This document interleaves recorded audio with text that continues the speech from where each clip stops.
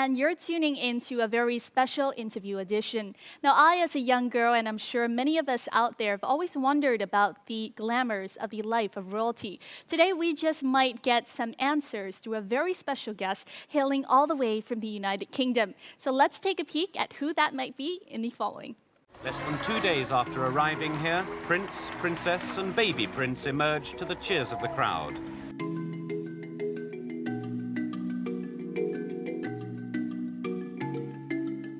William Wales. I think we all were starstruck. Everyone was trying to, not show it too much for his sake.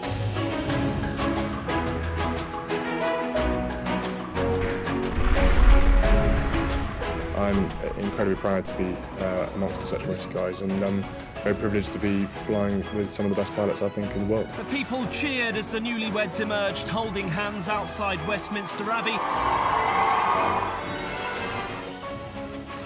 It's innovation, it's community-led initiatives, so I was very, very pleased that there was an organisation like Tusk.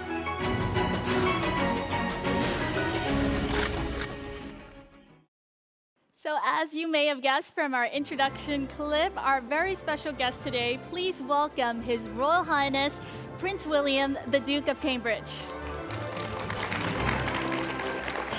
Hello, Your Royal Highness. Yes, nice to see you. Please have a seat. Thank you very much for joining us here on our show today, Your Royal Highness. First of all, I would like to welcome you to Vietnam. Thank you. Yes, how has it been, your trip to Vietnam so far? It's been fantastic. It's been a very warm welcome. I was been waiting a long time to come to Vietnam. What is your impression of the Vietnamese people so far? Very friendly, very fun, enjoy a sense of humour, it's good, and some very intelligent minds as well, very inquisitive, which is always good. To be honest, I didn't know an awful lot about Vietnam before. Coming on the trip allowed me to read up and understand a bit more of the history that Vietnam's been through. And I was amazed by its varied history and what's been happening. And it's amazing that the development and the change in progression and modernization that's gone on in the last 20 years, business-wise particularly, is very impressive. Now, one of the main reasons you're here is to, for the cause of wildlife protection. Can you please share with us what inspired you to be interested in wildlife in the first place? That's a very big question. So my family have always had a very close affinity to conservation, particularly, and to the natural world. My grandfather was president of WWF for many years. And my father was heavily involved in climate change long before it was fashionable. He saw the plights and the pitfalls that were fast approaching for our generation. I've always listened and learnt from them and other very key people in my life who have steered me or shown me the importance of the natural world and the environment and conservation. So although I had it in me from a very young age, there's been a lot of encouragement and sort of generally when it's all around you, as many people will know from a family business point of view, when it's all around you, you do tend to be more interested and it sort of develops over time. Do you remember your first kind of real-life encounter with wildlife? My first encounter was probably in Australia when I was a tiny little baby. And my father nicknamed me Wombat from that age because I started crawling in Australia. And I remember I saw a wombat and I started crawling alongside them in Australia. So that's where that sort of developed from. That's my earliest, not my earliest memory, but the sort of closest connection with wildlife from then. But my biggest, most fundamental point was spending time in Kenya. Yes. After school, I went to Kenya and I spent a time learning and understanding and working on a conservation or conservancy there. And we did things, mundane things like building fire breaks so that the wildfires didn't take over in the dry season. We built hides for people to go and watch the wildlife. Yes. And when you've got 30 local Africans who don't speak any English, and you're trying to use the best bit of Swahili or local language you can. Body language. Yeah, a lot of body language, a lot of pointing. Yes. And you're trying to build these huge inflatable hides that sink in the dam, and you've got the old crocodile lurking around. It sort of tends to focus the mind quite a bit. And I love the challenge of it. I love the sort of the different dynamics of working in that environment and with people who generally appreciate the surroundings. Yes, it must have been great kind of working alongside the local community and be, you know, obviously not among, but in close proximity to the wildlife. Absolutely. Now, in the past years, the world has seen an alarming increase in the number of cases involving poaching, illegal transportation, and trade of wildlife. As the president for United for Wildlife, the Duke has spent a lot of efforts in mobilizing the international community in order to protect the world's precious wildlife. The Duke of Cambridge has been the royal patron of Tusk since 2005 and has been a powerful advocate for TUS's work to support conservation, education and community development across Africa ever since. And at the current pace of illegal poaching, when Charlotte turns 25, the African elephant will be gone from the wild. I'm not prepared to be part of a generation that lets these iconic species disappear from the wild. I'm not prepared to explain to our children why we lost this battle when we had the tools to win it. Wanting to do more, the Royal Foundation established United for Wildlife. The campaign unites the world's leading wildlife charities and celebrities around the world to a movement that will make a real change for wildlife. We're in a world where our generation and the younger generation can really make a difference. And we need to do it now. The Prince has since then travelled to many parts of the world to raise awareness about wildlife crime.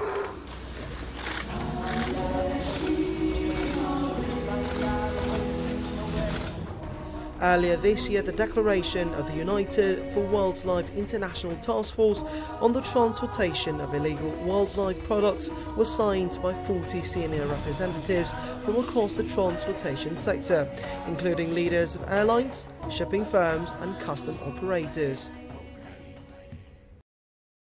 In meeting a lot of the communities, what have you witnessed in the efforts to protect wildlife, and what has impressed you the most?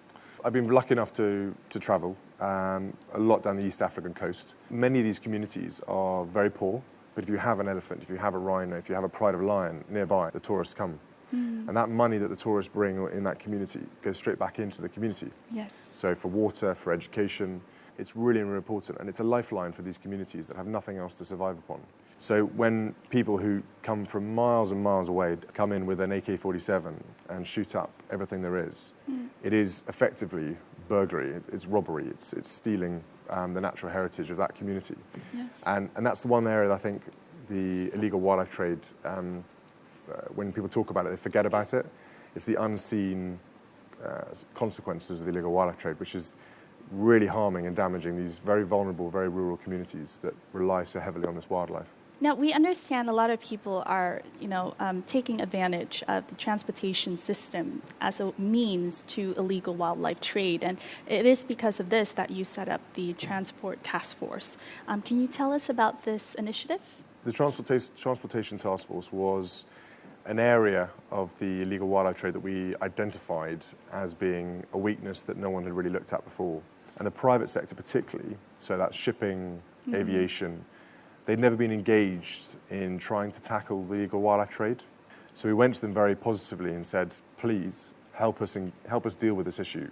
And I was amazed, some of the airlines particularly really led from the front, even so far as they painted rhinos and elephants on the tail of their airplanes, which actually added benefit to the airline because the children wanted to go on the airplane with the rhino and the elephants on. Yes, exactly.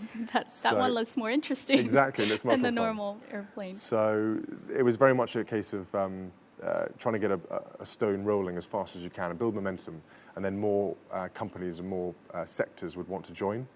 And in the end, we got a thing called the Buckingham Palace Declaration signed, Yes. which was all the companies and all the sector came together and agreed to a number of commitments to limit the illegal wildlife trade. Yes, it seems that illegal wildlife trade, this combat against this scourge of humanity, as you have called it, requires the participation of many sectors in society. Why do we need a global campaign for this cause, do you think, as an advocate? I think it's become such a big issue, and it is so global now that it has to be at that level. people are doing an incredibly important and effective work on the ground in these countries, but to tackle it, because of the distance it's travelling from Africa and effectively to Southeast Asia areas, it goes through so many other countries. It needs a global commitment. Now, Vietnam has shown a lot of its commitment to protecting wildlife, and one of the proof is the Hanoi Conference on Illegal Wildlife Trade. There, the international community also highly praised what Vietnam has done in order to protect its endangered species and to fight against wildlife crimes. In the opening speech of the Third International Conference on the Illegal Wildlife Trade, or IWT, His Royal Highness Prince William, the Duke of Cambridge, applauded Vietnam's effort in combating the wildlife trade. He added that this conference highlighted the Vietnamese government's progress and identified ongoing challenges. The Duke emphasized that endangered animals are being killed in horrifying numbers and called for stronger efforts to tackle this. Their methods on the killing fields of Africa and Asia are more sophisticated than they were 2 years ago.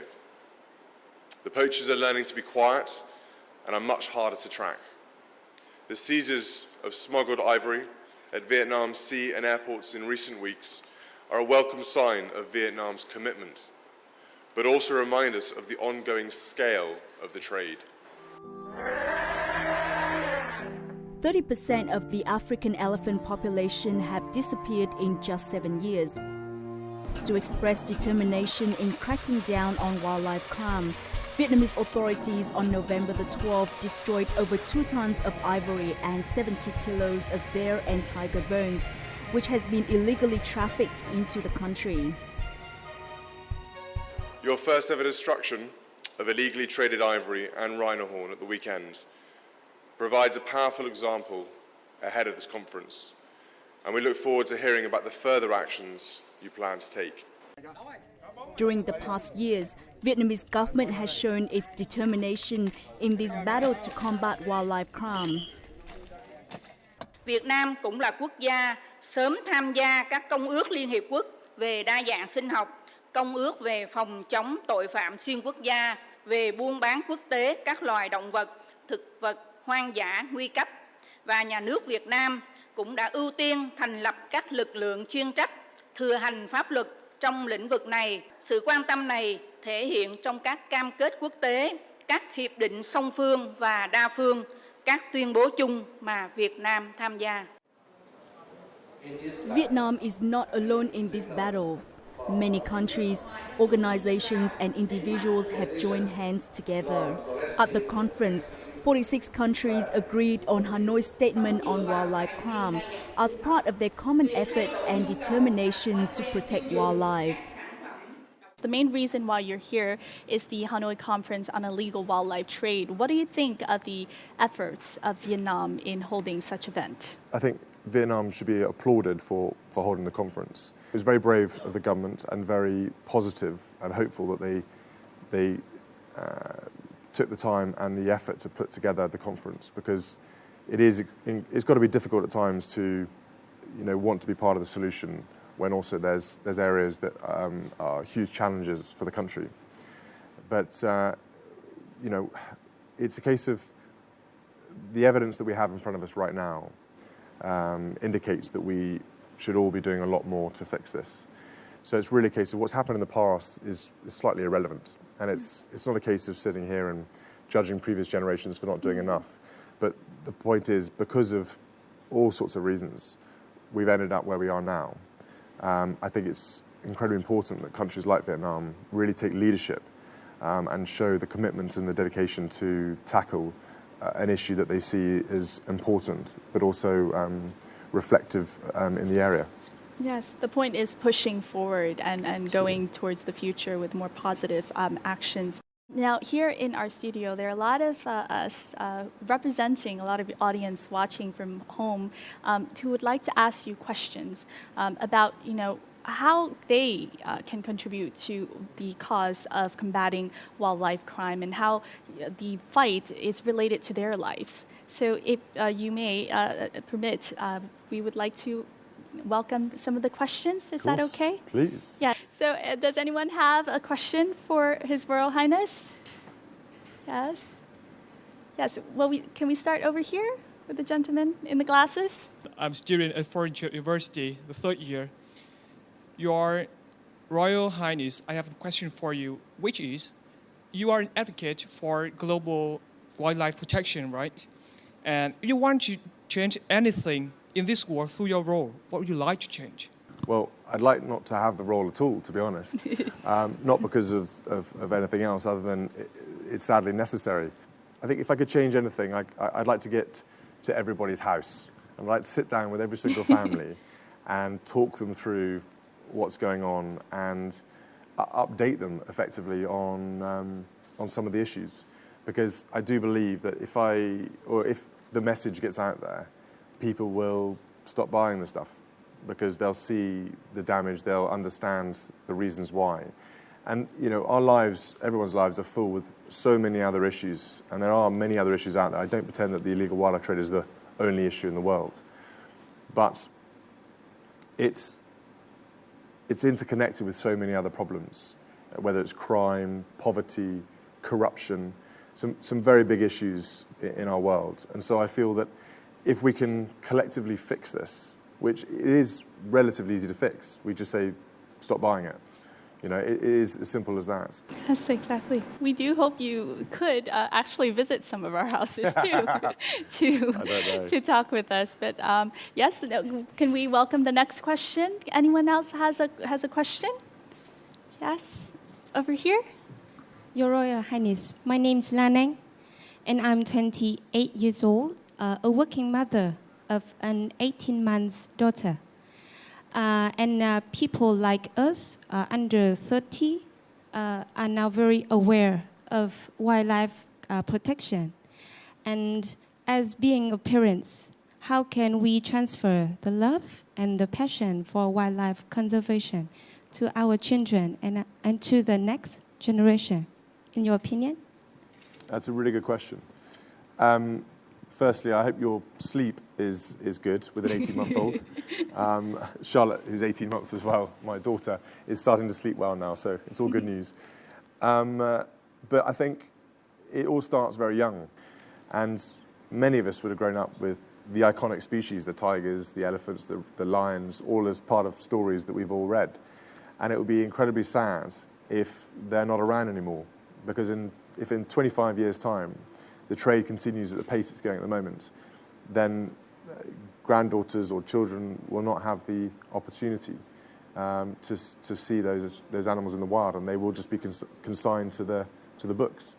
So I do think really talking about it, increasing awareness, promoting fun stories is a really important way to engage the next generation. Thank you very much. One more question, is that okay? Yeah. Yes, as we were just talking about children now, we have a young member here in our audience. Hello, my name is Maichi. I'm 10 years old. I have a question for you. I really love animals, and I know over the world lots of bad things has happened to them. Sometimes I feel so powerless because I can't do anything. So do you have any advice for me so I could fix the problem that is so much bigger than me? Oh. Thank you. Well, Margie, that's one of the best questions yet by a long way. First of all, it's fantastic you're here and you're interested in hearing some more about the issues. I think your passion and your interest are the most important things here. And the fact that you love and clearly want to learn about it. I think the more you can tell your friends the same, I think the more you can talk to your parents, your grandparents, or your family about what they should and shouldn't do with wildlife. Get them to read more books, get them to understand the issues as well. I think that's really important. But you keep that passion and interest up because it's really important as well. Yes, thank you. Thank you very much, Maichi, and everyone for posing your questions. And thank you, Your Royal Highness, for answering.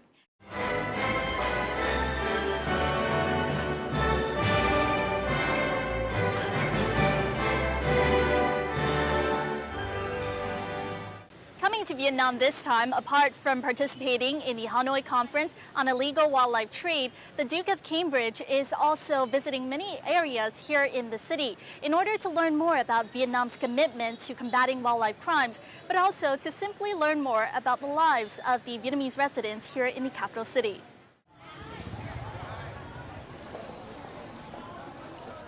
I'm a little rhino. Last month, my uncle was killed by men who wanted his horn. That made me really sad. Please protect me and my family from rhino horn poachers. That was a line from the book I'm a Little Rhino that the Duke read with pupils at Hồng Hà Primary School in Hoàn Kiếm District, Hanoi. The Duke's visit helped to inspire young children in wildlife protection. Sau buổi trò chuyện hôm nay với hoàng tử, con đã biết cách bảo vệ con tê giác.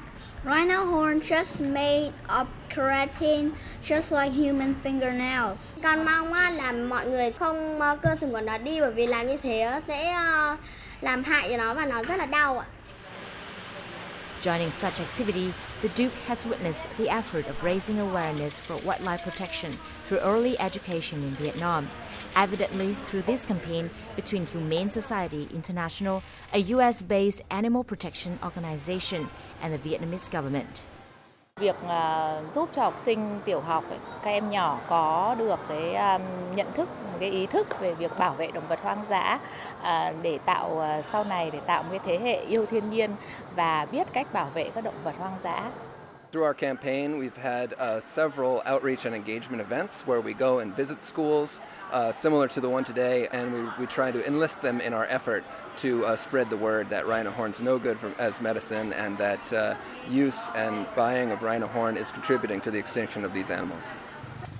According to the Vietnam Association for Oriental Medicine, medicine derived from wild animals like rhino's horn cannot cure cancer, unlike many people believe.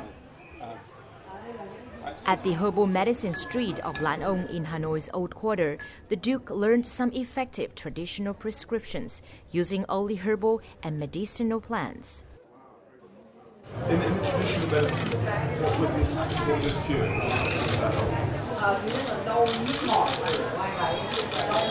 Những cái rất là bình thường, nó không ảnh hưởng như con sò, con hến ở biển thì nó cũng là vị thuốc người ta vẫn dùng. Chứ còn bây giờ chẳng hạn vấn đề bảo vệ động vật hoang dã, thiên nhiên hoang dã ấy, thì nói chung là Đông y cực rất là nhiệt tình coi như ủng hộ. United for Wildlife is the message that the Duke shared with Vietnamese artists to promote greater public awareness on the issue. All of these local artists are frontline campaigners for wildlife protection. To have the prince behind issues, world issues such as this, I think it's such an important thing. And if there's anything that people like us can do, that we should do it, and we have a responsibility to hammer that message through to the public. Tôi còn bàn với nhạc sĩ Thanh Bùi rằng là chúng tôi cùng sáng tác và thực hiện một bài hát bằng tiếng Việt, bằng âm nhạc và bằng ngôn ngữ Việt Nam để nói với tất cả mọi người Việt Nam rằng là đừng sử dụng sừng tê giác vì nó chẳng có ích gì cho sức khỏe của mình cả, để chúng ta không phải là những người triệt tiêu toàn bộ tê giác hoang dã ở trên thế giới.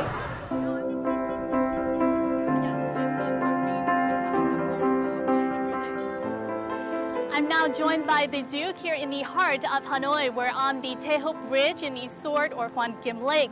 And as you've seen, the Duke of Cambridge has been able to meet a number of people across different locations in the city. Now, I'm very curious, Your Royal Highness, how has it been going so far, your trip today? It's been going really well, thanks. We had a lovely look around the traditional medicine community, and they were very interesting to learn firsthand from the experts.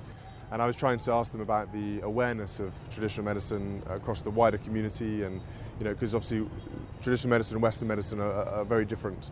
So I was trying to understand culturally and socially how much traditional medicine is important in places like Vietnam.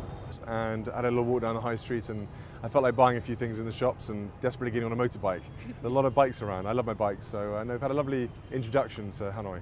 Yes, what can we as individuals here in Vietnam contribute to the combating against wildlife crimes here in the country and the world? In a world that is much more connected by social media and everything else, I do feel we can really learn and educate, particularly the younger generation, to inform the older generation, their grandparents or parents, about the effects of using wildlife products and the damage that it can have, not just to the animal itself, but to the global community and to these very vulnerable communities in some cases in Africa. If the young would join with me and be global leaders for conservation and really champion this cause. Yes, thank you very much, Your Royal Highness.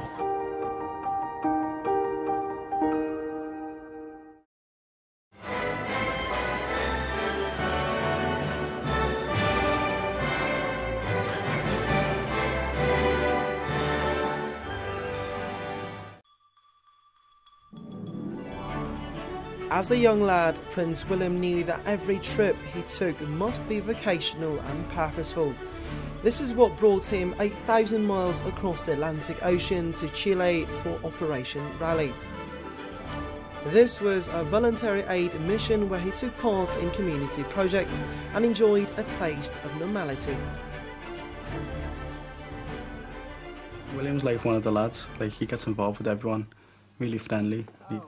He's like a lad, you know what I mean? You just have a laugh with him. And he walks out of this competition, head held low, not very happy. He was just like a good friend. Prince or not, William had to take part in daily activities like everyone else, including cleaning the loo.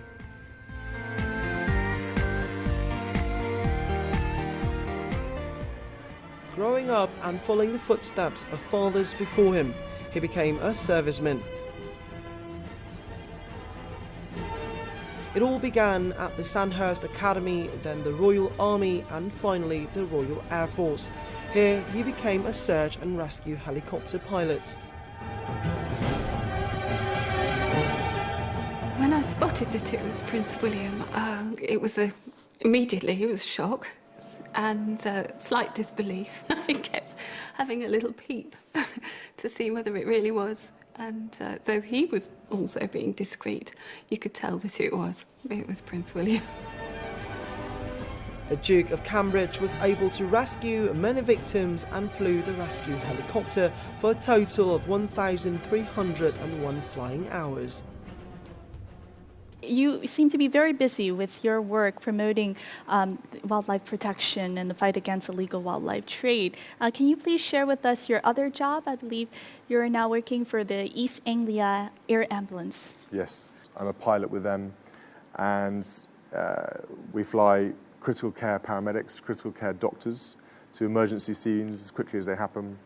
So when someone's very badly injured, we effectively fly a hospital to the patient, so that you're dealing with the casualty within the golden hour, which is the first hour that they're injured, and it increases their chances of making a full survival by getting them that quickly.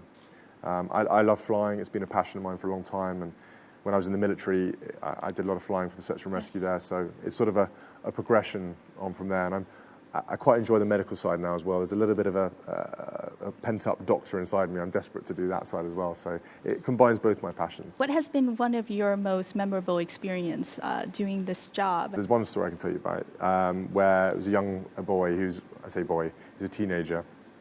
He's about 24, 23, and he was driving with his uncle, and very sadly had a head-on collision with a lorry.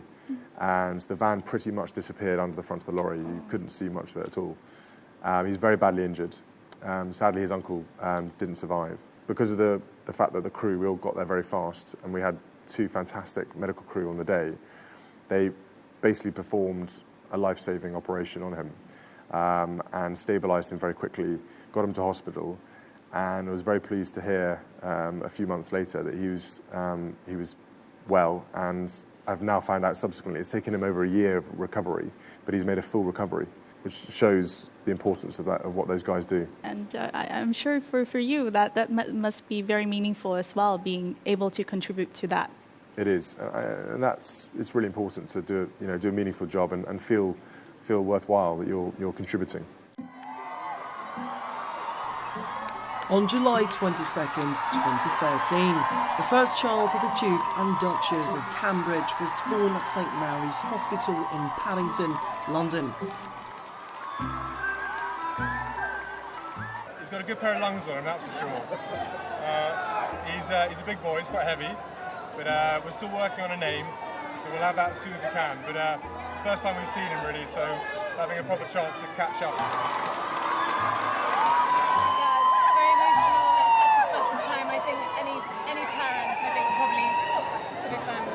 Know what this feeling feels like. So very special.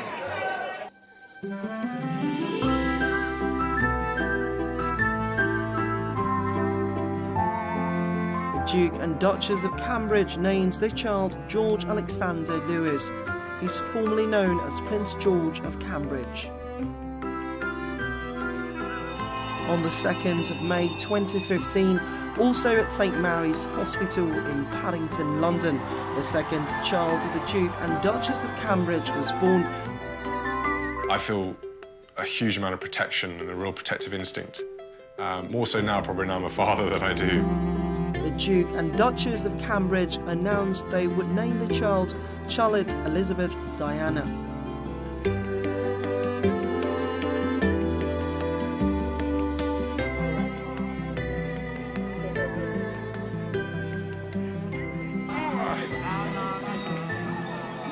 Oh, how's that? Give her a stroke first. Give her a stroke and you come on.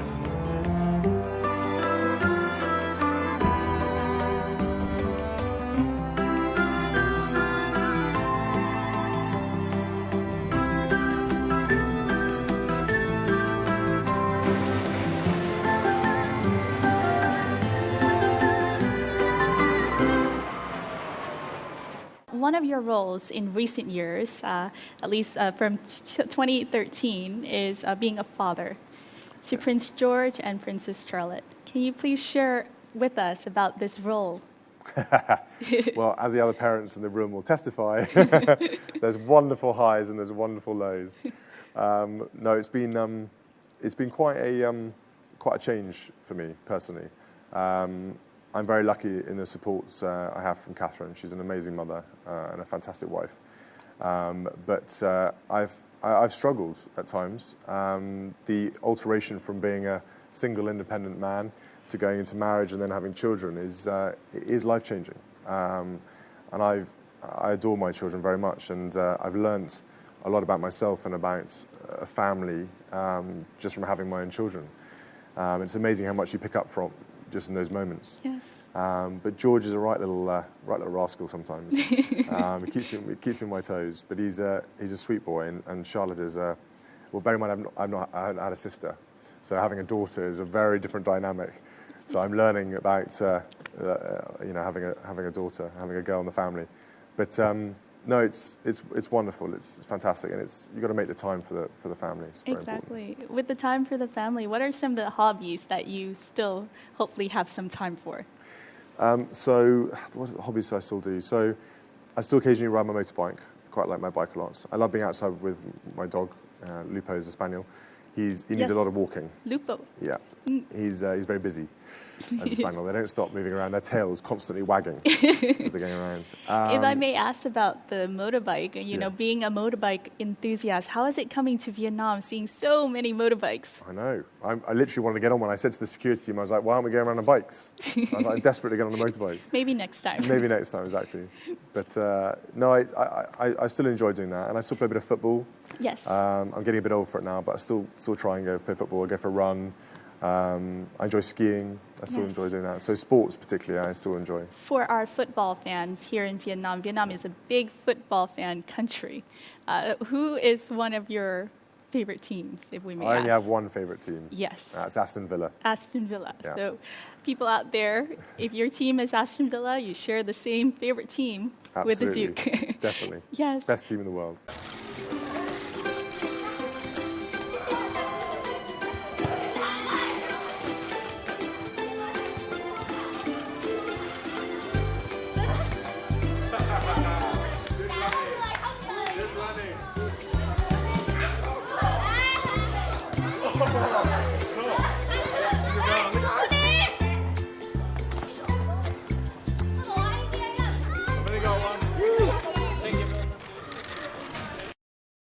with your children, we've seen images of your children, like yourself when you were younger, having this first exposure to wildlife, meeting wombat.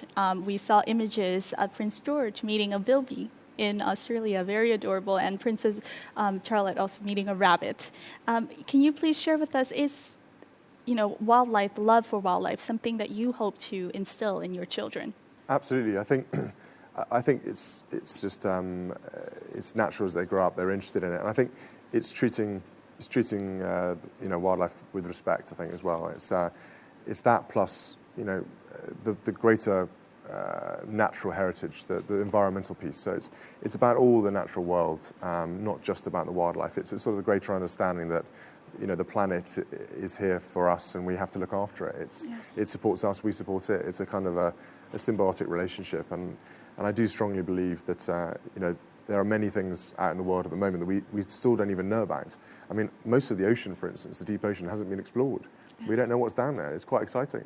I think more people have been on the moon than to the bottom of the oceans. True. So there's a whole world out there that we still don't know, and I just hope we don't collectively as a world destroy some of these things before we've had a chance to find it. Yes. Do you think having children has given you more motivation in your own cause? I mean, obviously the passion for wildlife protection has always been there, but with your children, do you find that motivation has gotten stronger? I think what has got stronger is it's changed my outlook a little bit. I'm a lot more emotional than I used to be about things, so I mind a lot more now. Whereas before, I could kind of put it to one side and maybe come back to it later. Now I feel I can't put it down, and it sort of constantly gnaws at me.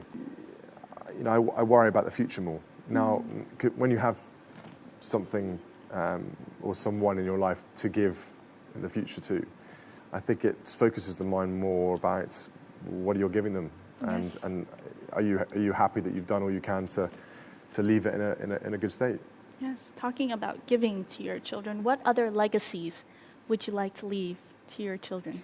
I'd like them to grow up with more simple aspirations.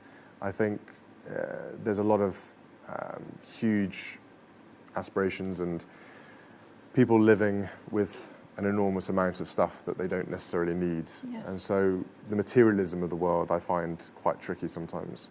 And I would like George and Charlotte to grow up being a little bit more simple in their approach and their outlook, and just looking after those around them and treating others as they would like to be treated themselves. Now, you are here on this 2-day trip to Vietnam. What is your message to the people of Vietnam? Please, can I come back? Is one of them. It's too quick. We welcome you. It's too quick. 2 days is too fast. No, I've really enjoyed the 2 days here, and I see why all my friends have been raving about Vietnam for many years. I'd love to do some travelling, proper travelling, exploring around this region. I think the optimism, the creativity, and the brilliance of some of the young minds I met the other night, I think if I can echo that for the future, I think it's really important that there's that hope and opportunity available to as many young Vietnamese as want it. Thank you very much, Your Royal Highness, for coming here to Vietnam and sharing your stories. And we do hope to welcome you, along with the Duchess and Prince George and Princess Charlotte, to our country again. Thank you. Thank you for having me. Thank you.